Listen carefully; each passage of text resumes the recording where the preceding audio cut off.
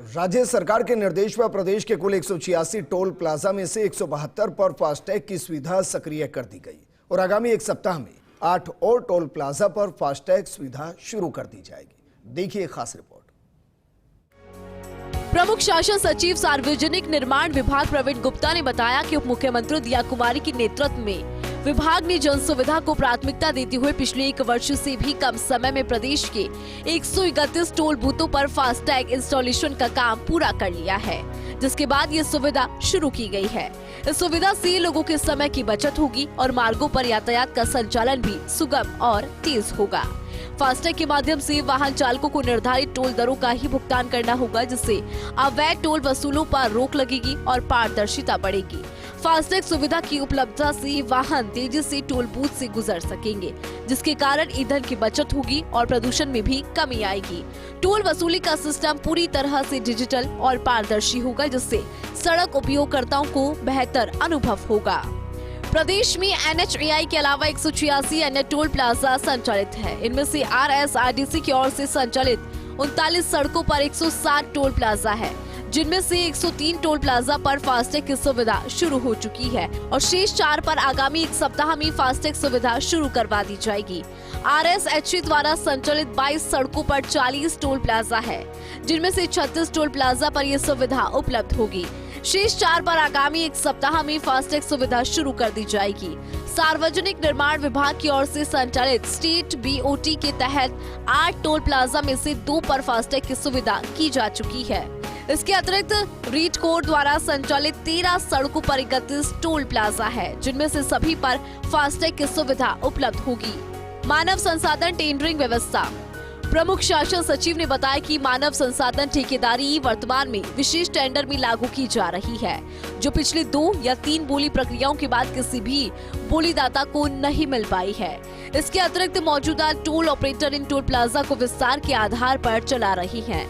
इन पुराने ऑपरेटर्स के साथ एक प्रमुख समस्या ये है कि वे फास्टैग सिस्टम का उपयोग करने में रुचि नहीं दिखा रहे और वो इस सिस्टम को निष्क्रिय करने का भी प्रयास कर सकती हैं, जिससे वाहन यातायात का सटीक ट्रैकिंग संभव नहीं हो पाता। इस प्रकार की शिकायतें भी प्राप्त होती रही है। मानव संसाधन ठेकेदारी की शुरुआत का उद्देश्य इस समस्या का समाधान करना है, ताकि फास्टैग सिस्टम को सक्रिय किया जा सके। इससे वाहन गति का सटीक ट्रैकिंग किया जा सके और टोल से गुजरने वाले वाहनों की सही संख्या का रिकॉर्ड मिलेगा। इस सिस्टम के लागू होने के बाद ये सुनिश्चित कर सकती है कि राजस्व संग्रहण वास्तविक यातायात के हिसाब हो और किसी भी तरह के मैनुअल गिनती या ऑपरेटर की अक्षमता के कारण उत्पन्न हुई असंगतताओं को ठीक किया जा सके। फास्टैग द्वारा एकत्रित सटीक डेटा हमें टोल दरों को वास्तविक यातायात प्रवाह के आधार पर समायोजित करने की भी अनुमति देगा, जिससे राजस्व जनरेशन को अनुकूलित किया जा सकेगा। जब फास्टैग पूरी तरह से क्रियाशील हो जाएगा तो ये केवल आधार राजस्व को ठीक नहीं करेगा, बल्कि एक अधिक पारदर्शी और कुशल प्रणाली का निर्माण करेगा।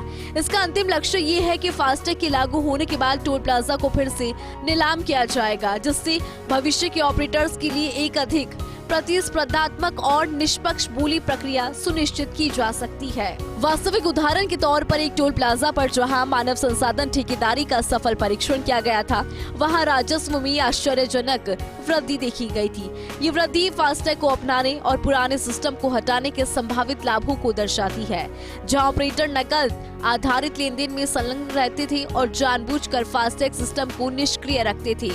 इस आधुनिक स्वचालित दृष्टिकोण में बदलाव से अन्य टोल प्लाजा में भी व्यापक लाभ हो सकता है, जिससे राजस्व और संचालन में पारदर्शिता में सुधार होगा। प्रदेश की सड़कों पर यातायात को सुगम बनाने और सड़कों को एनवायरमेंट फ्रेंडली बनाने के लिए उप मुख्यमंत्री और सार्वजनिक निर्माण मंत्री दिया कुमारी के निर्देश पर प्रदेश में 163 में से 141 टोल प्लाजाओं पर फास्टैग की सुविधा शुरू कर दी गई है। इनमें RSRDC द्वारा संचालित toll plaza, state highway authority द्वारा संचालित टोल प्लाजा और PWD के BOT के आधार पर दिए गए टोल प्लाजा शामिल हैं। माना जा रहा है कि इस व्यवस्था के शुरू होने के बाद ईंधन खपत भी कम होगी, ट्रैफिक और स्मूथ हो सकेगा और साथ ही साथ एक एनवायरमेंट फ्रेंडली वातावरण प्रदेश की सड़कों पर देखा जाएगा।